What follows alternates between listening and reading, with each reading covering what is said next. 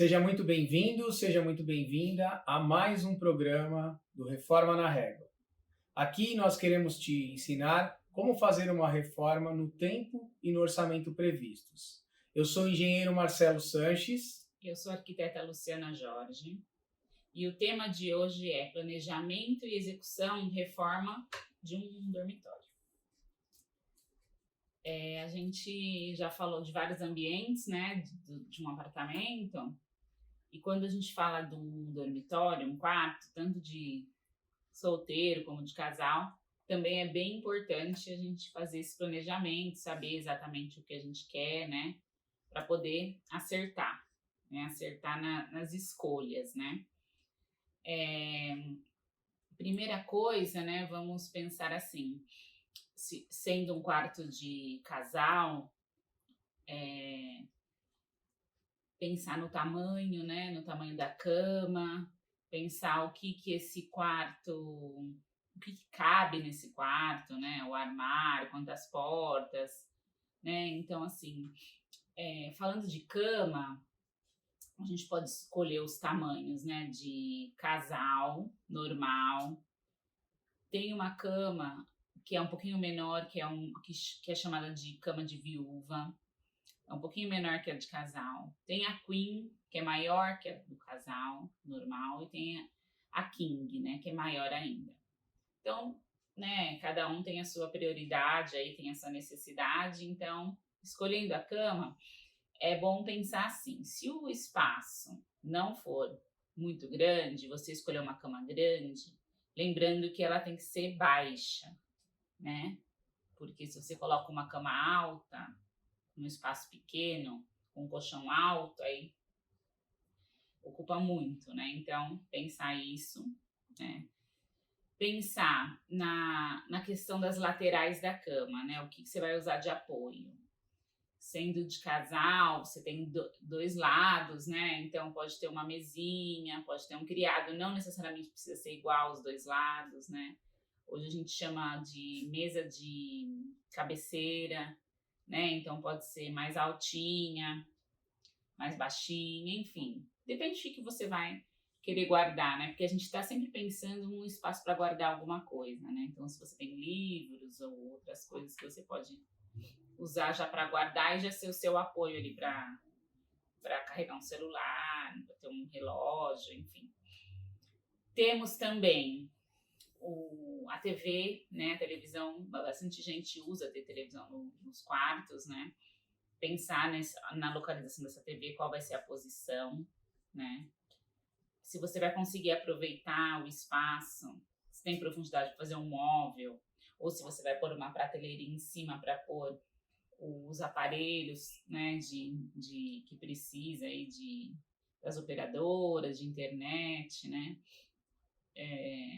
e o próprio guarda-roupa, né, também que tem que ser pensado. Você pode fazer um guarda-roupa com portas de correr, que você ganha na frente dele, só que você precisa de mais profundidade, de uns 60 centímetros, para poder ter essas portas de correr, né? Ou se você pode usar a porta de abrir e precisa de 50 centímetros de profundidade. Então, tudo depende do seu espaço, o que você vai optar, né? Então, assim, pensando no geral, tem a cama, mesas de cabeceira, painel da TV, né? E o guarda-roupa. Num quarto de solteiro, também temos opções hoje de solteiro, né? Cama de solteiro normal, tem uma que chama solteiro king, que é maior que o normal, né? E também tá usando bastante colocar cama de viúva nos quartos de solteiro também, que é um casal menorzinho e que às vezes o filho tá crescendo, tá em desenvolvimento, daqui a pouco tá adulto, então já faz esse planejamento, né? Então, assim, primeira coisa é pensar nesse layout, né? Que seria a posição disso tudo para poder definir o que exatamente vai ter, né? Aí nós temos o quê? Nós temos as escolhas, né, de superfícies, por exemplo, o piso. né? Então, o que a gente vai escolher para esse piso? Depende o quê? Do que a gente quer, que sensação que a gente quer, né? Alguns gostam de piso frio, então o porcelanato, por quê? Porque usa um tapetinho na lateral quentinho, quando levantar tem um tapete para colocar o pé, né? Porque o piso frio, no verão ainda tudo bem, no inverno ele já precisa de alguma coisa para dar uma aquecida, né? Temos a opção de carpete, né? Que também hoje tem várias alturas, várias sensações, né? Temos a opção de laminado e temos a opção de vinílico, né? Tanto o carpete como o laminado, vinílico e a madeira são mais quentinhos, né? Então, muitas pessoas optam por fazer a parte social da casa no porcelanato e a parte íntima em um desses materiais, né? Por ser mais acolhedor, assim. E pode usar tapetes também para ajudar, né? Outra superfície que a gente tem que pensar são as paredes, né? Então, assim, geralmente o que a gente faz? Na cabeceira da cama, a gente coloca um papel de parede legal, uma cor, ou um geométrico, um desenho, um brilho, enfim, né? Cada um que tem um gosto. E nas outras paredes mantém uma cor neutra, né? Geralmente a gente trabalha desse jeito, né? Outra escolha que precisa ser feita é a cabeceira, né? A cabeceira ela pode ser de madeira, né? Então você já faz a marcenaria da cama ou compra o box e manda fazer junto com os móveis uma cabeceira de madeira, né? Ou você põe um estofado, o que é bem mais interessante por questão de conforto, né? Você pode sentar na cama, encostar e ser fofinho, né? Não precisa ser grosso, largo, assim, não precisa ter muita espuma, né? Mas ter alguma coisa para dar um pouquinho de conforto tem sido a melhor opção. Às vezes a gente faz, geralmente é 1,20, né, que a gente coloca de cabeceira. 60 entre colchão e cama, mais 60 para encostar.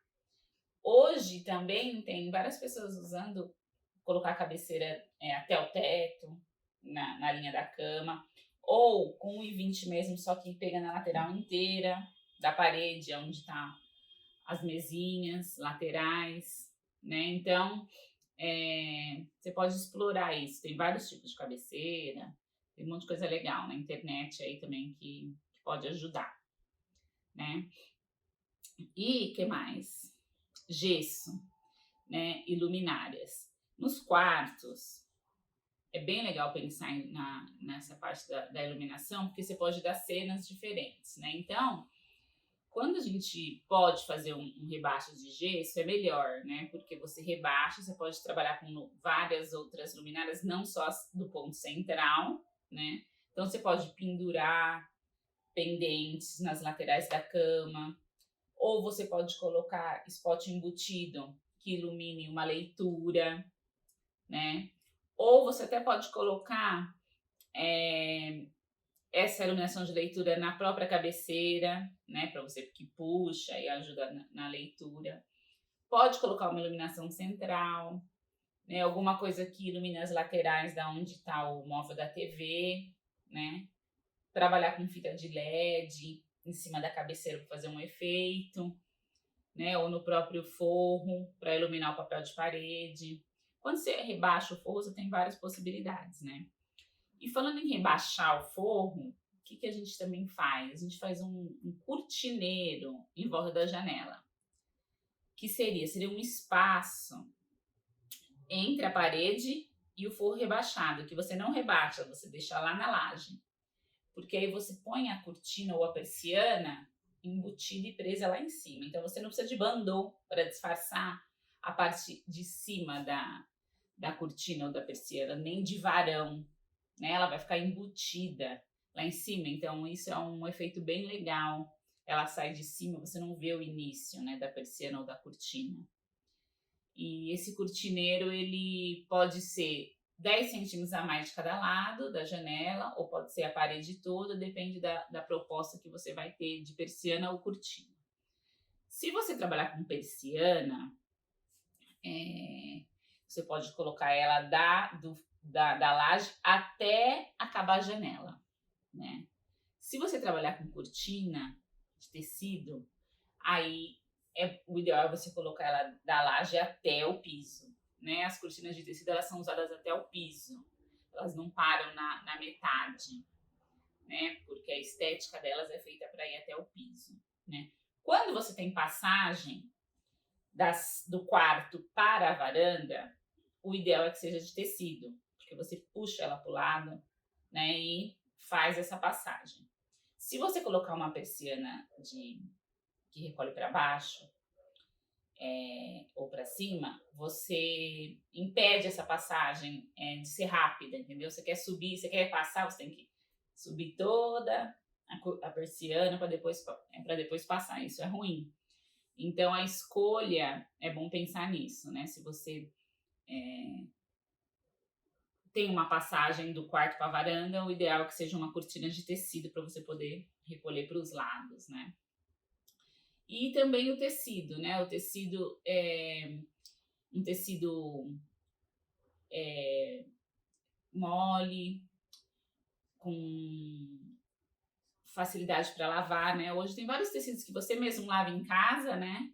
Na máquina e já pendura. Então, escolher assim, né? Para ser prático, né?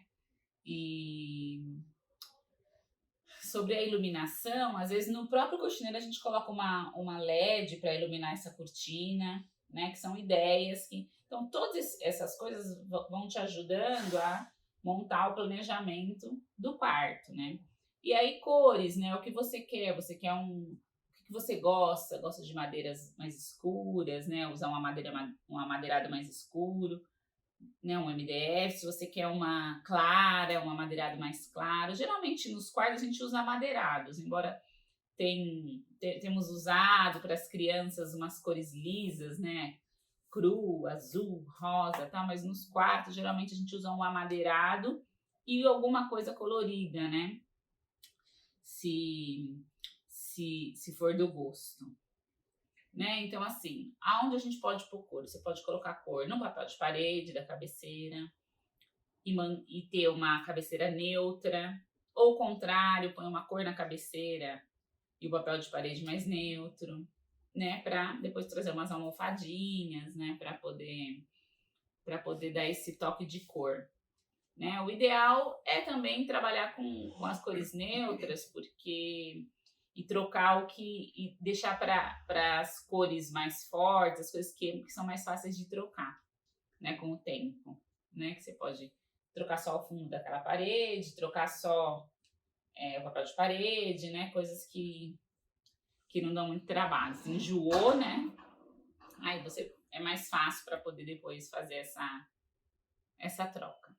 Né? Então, planejar um quarto, basicamente, né, é cuidar desses itens, né? O conforto, né? Então, pensar se vai ter ar-condicionado, se vai ter um ventilador, né? O conforto do ambiente, porque ali, né, o que você vai fazer? Você gosta de assistir televisão no quarto? Então, vai priorizar isso, né? Você não assiste televisão no quarto, então vai priorizar uma prateleira para colocar livros ou outras coisas, né?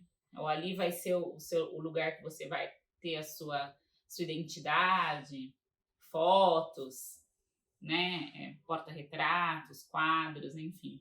Ali é o lugar, né, que você pode fazer isso. Então, assim, planejar os quartos é isso, né? Dar uma identidade sua no lugar, né, para ele, né? E pensar nesses itens para realizar ele da melhor forma. Bom, aí agora vamos falar um pouquinho da obra, né? Primeira coisa que você tem que fazer é pensar na demolição, né?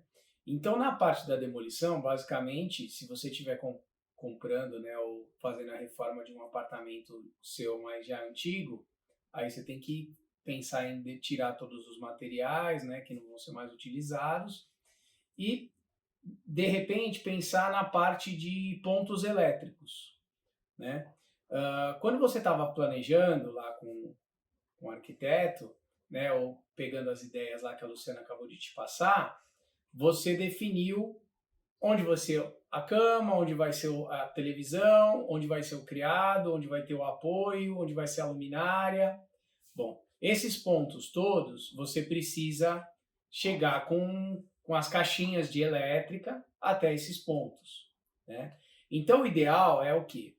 Primeiro, nas cabeceiras das camas, né, dos dois lados, você ter ponto de tomada, né? Para você, hoje em dia, você precisa carregar um celular, mesmo que você não tenha costume de levar o celular para a cama na hora de dormir, às vezes, para uma eventualidade, você está ali, então é legal você ter o ponto de apoio para você fazer esse carregamento de celular.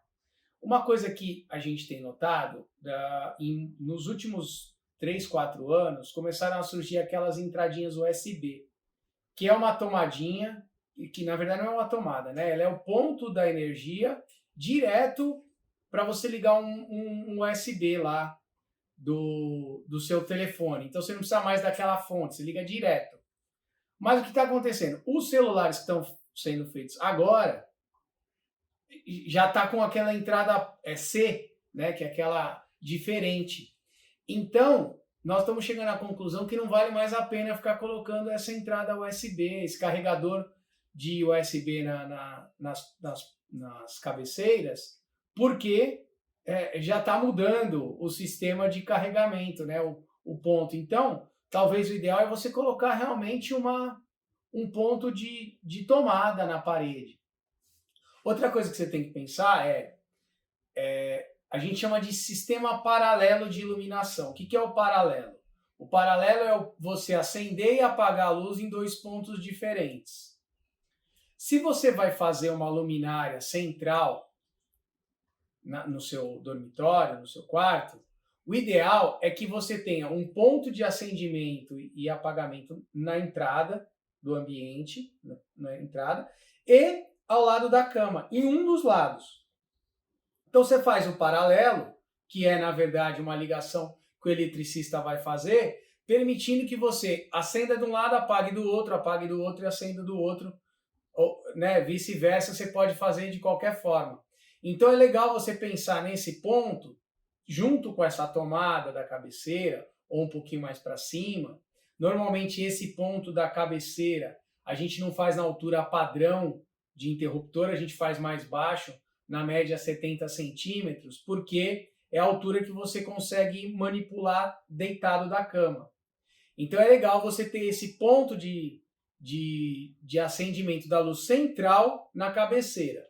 Agora, se você vai ter ponto nas laterais, ou, por exemplo, um ponto em cada criado mudo, ou em cima de cada criado, é ideal que esses pontos sejam com acendimento também um em cada lado. Então, cada um acende e apaga o seu independente. Então, você já planejar isso nas caixinhas de elétrica, esses pontos de um lado acende o lado da esquerda, o outro acende o lado da direita, né, do mesmo lado, com tomada, e um deles acender a luz central do quarto.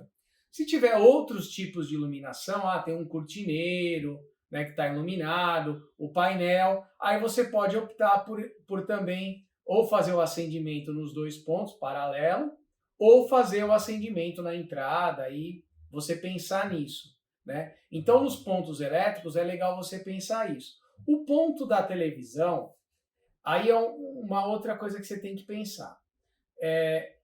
Aonde vai ficar o aparelho de internet ou da operadora, né, que você vai instalar? Vai ficar em cima da TV, numa prateleira? Ou ele vai ficar sobre um móvel? Ou ele vai ficar atrás da TV, do lado da TV? Você tem que pensar.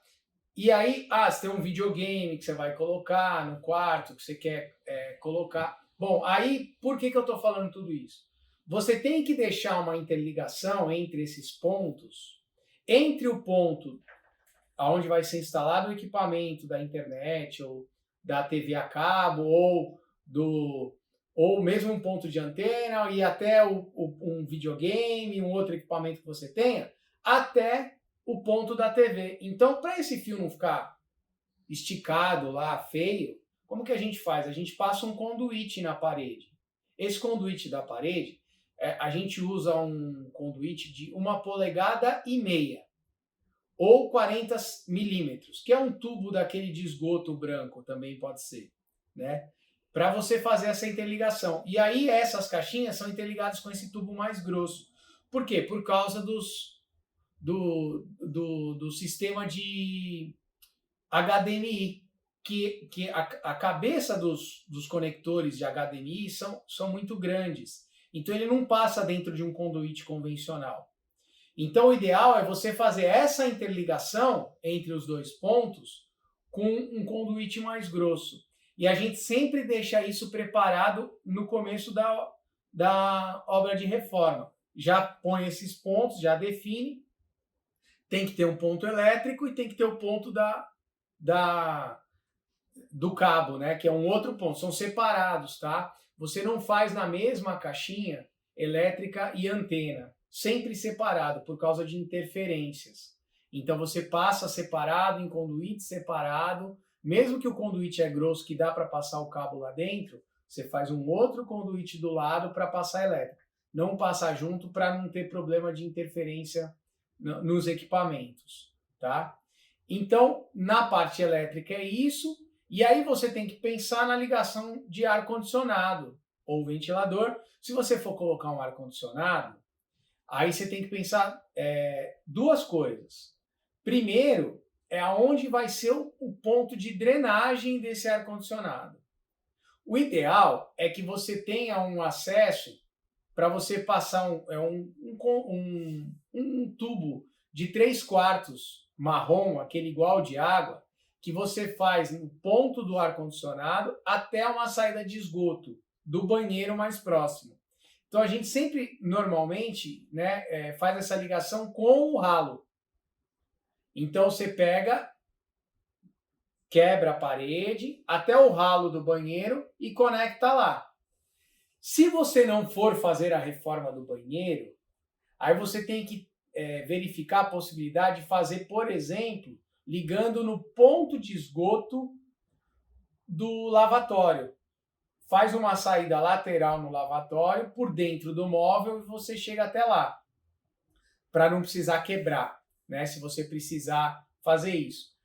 E a tubulação do ar-condicionado, que são a rede frigorígena, que são 2 tubos que passam, o tamanho desses tubos vai depender do equipamento, então vai depender de qual tamanho tem a sua máquina, e aí você vai ter que calcular isso com o instalador do ar-condicionado, né?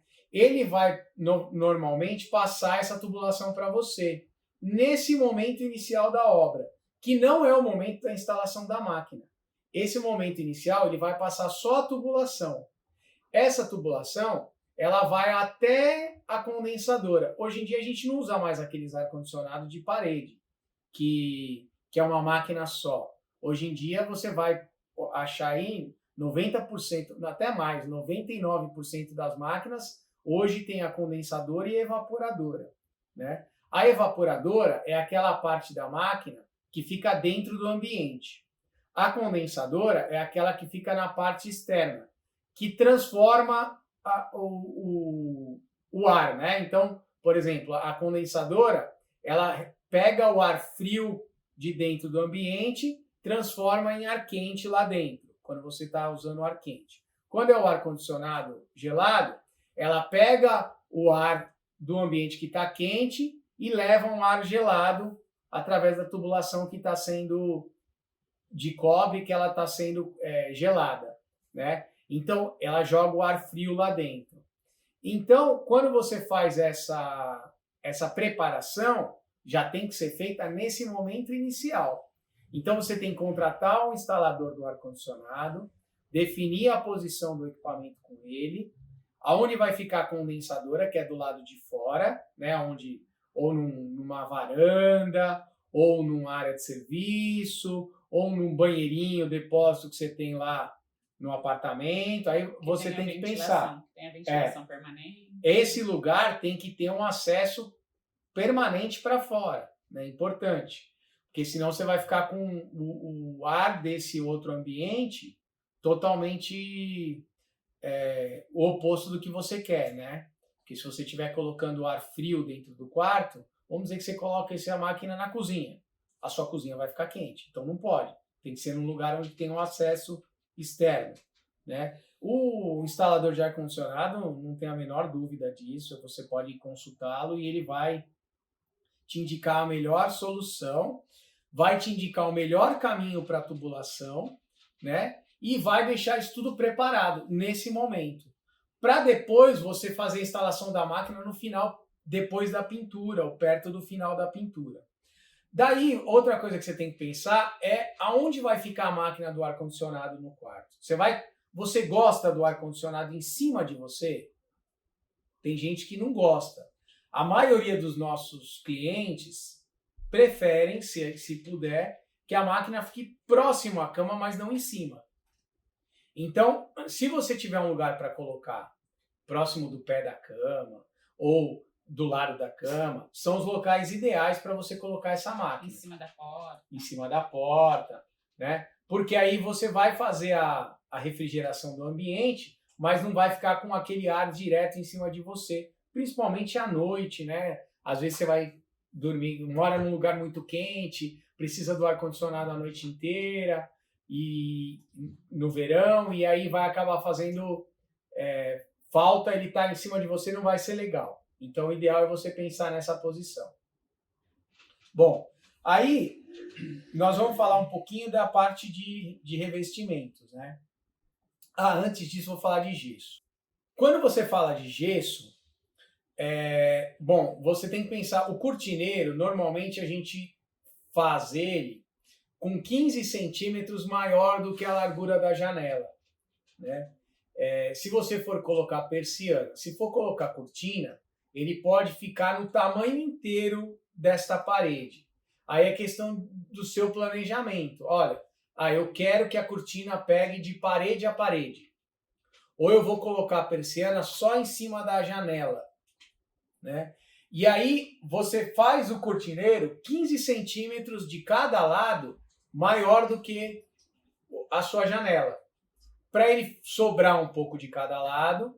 Quando você descer a persiana também passar um pouco da janela, para ela não ficar mais estreita que a janela, porque vai ficar feio, né? E aí ela vai encaixar perfeitamente no seu ambiente. Se for a janela tá próxima de um dos cantos, aí você faz esses 15 centímetros só no local, na outra parede, né? Para o outro espaço, e faz ele coladinho lá do lado onde tem a parede quando a janela é colada, né? E aí você prepara esse cortineiro junto com o gesso, né? Faz o gesso rebaixado e aí vai colocar toda a iluminação embutida nele, né? Ou vai ter algum pendente, alguma coisa. Essa preparação já faz parte lá dos pontos elétricos do começo, né? E aí você está com o seu forro pronto para fazer os acabamentos. Terminou de fazer o forro, aí você vai pensar no piso. Se você for colocar um porcelanato, é a hora dele entrar, né? Antes da pintura. Se você for colocar vinílico, laminado, carpete ou mesmo madeira, o ideal é você já trabalhar com a pintura antes, né? Na madeira, se a madeira vai precisar ser tratada, aí você vai vai maciar as paredes, vai preparar a pintura, aplicar uma primeira demão e fazer o tratamento da madeira. Por quê? Porque quando faz o tratamento da madeira, tem muito pó. Por mais que hoje tenham alguns equipamentos para fazer tirar esse pó, né? Pega direto do equipamento que está fazendo lá a raspagem e tal, já tira, sempre fica um pó. E esse pó vai direto na parede. E se você já pintou a última demão de pintura, vai prejudicar o seu trabalho final. O apartamento vai ficar com cara de que não está novinho. Então, qual é o ideal? O ideal é você fazer toda a preparação, aplica uma demão de tinta e aí faz o tratamento da madeira. Depois você termina a pintura. Se você for colocar vinílico, carpete ou laminado, esses serviços são muito rápidos e muito limpos. Então, neste caso, você faz depois de toda a pintura feita. Tá? Aí você terminou a pintura, você entra com esses materiais. O rodapé, você pode escolher, o mercado tem algumas opções. Do próprio material, de EVA, tem de madeira, tem de MDF e agora tem o tal do WPC, que é o poliestireno, que é o mais legal de todos. Por quê? Porque ele pode sofrer um pouquinho de umidade. Então, se você passar um pano úmido, alguma coisa que você precisa limpar, o quarto, tudo, ele não fica tão feio como, por exemplo, o de MDF, que acaba batendo e acaba estragando demais, ele não pode pegar nenhuma umidade, é mais delicado. Então, o WPC é um material um pouquinho mais caro, mas vale a pena no longo prazo você utilizar, né? E ele é colocado junto com o piso. O instalador do piso vinílico ou laminado, ele vai fazer a instalação do rodapé para você. A gente indica colocar o rodapé depois da montagem dos móveis. Por quê? Porque você gasta menos. Quando você coloca o rodapé antes, você acaba colocando no espaço todo.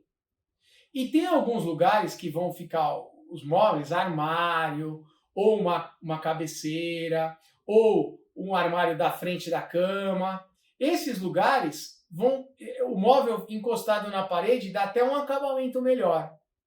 Se ele tiver sem o rodapé, você faz o rodapé só no contorno. Ao invés de gastar, às vezes, 20 metros de rodapé, você gasta 10, 8, porque o restante é móvel. E até para o instalador do móvel é melhor. Por mais que vai incomodar por uns dias aquele espaço tá sem o rodapé, porque fica um acabamento, não fica o acabamento perfeito junto da parede, mas no resultado final você vai ter uma economia, né? E além de ter uma economia, o trabalho do marceneiro vai ficar melhor, porque ele não precisa ficar fazendo recorte em volta de rodapé. Então, se você puder colocar esse rodapé depois, é mais legal do que colocar junto com o piso, né? O próprio instalador, você já combina com ele e ele volta para fazer a instalação do rodapé depois que você terminou a marcenaria, né? Aí a marcenaria entra, faz os móveis que tem que colocar, coloca os armários, cama, cabeceira, né? Definiu tudo. Aí você faz a colocação do rodapé e uma última demão de pintura. A gente sempre sugere que essa última demão de pintura, finalzona, seja feita depois da montagem dos móveis. Porque sempre quando o cara vai entrar para carregar um móvel, alguma coisa, acaba batendo num teto, bate numa parede, bate numa porta e dá aqueles lascadinhos. Então a gente sempre recomenda que seja feito isso depois, né? A instalação de luminárias embutidas, você vai fazer durante a pintura, né? Então, tratou o teto, maciou, aí você entra com as luminárias e faz a pintura, né? A última demão de pintura do teto, você também faz nesse momento, mas você já está com toda a iluminação instalada. Então, algum lugar que precisou cortar o gesso, que deu uma estragadinha, o próprio gesseiro ou pintor já arruma, né, para ficar pronto, e aí você está com todo o seu ambiente pronto. Na parte de acabamentos, aí papel de parede, óbvio que vai entrar nessa etapa, né, depois de tudo, né, é o último item. Também é um serviço muito limpo, né, Lu? É bem tranquilo de fazer. O cara não vai levar mais do que um dia para fazer. As persianas também, o cara vai fazer em um dia, né? E aí depois, decoração que você for fazer, aí você vai terminar o seu ambiente dessa forma. Então, recapitulando o geral, primeira fase, demolição, depois elétrica, depois ar-condicionado, gesso, piso, pintura, mobiliário, rodapé, persianas, papel de parede, cabeceira e seu quarto está prontinho para você ter uma boa noite de repouso e um ambiente agradável. Esse é o Reforma na Régua. Ficamos por aqui. Espero que a gente tenha contribuído para trazer boas ideias para você fazer uma obra no tempo e no orçamento previsto. Tchau.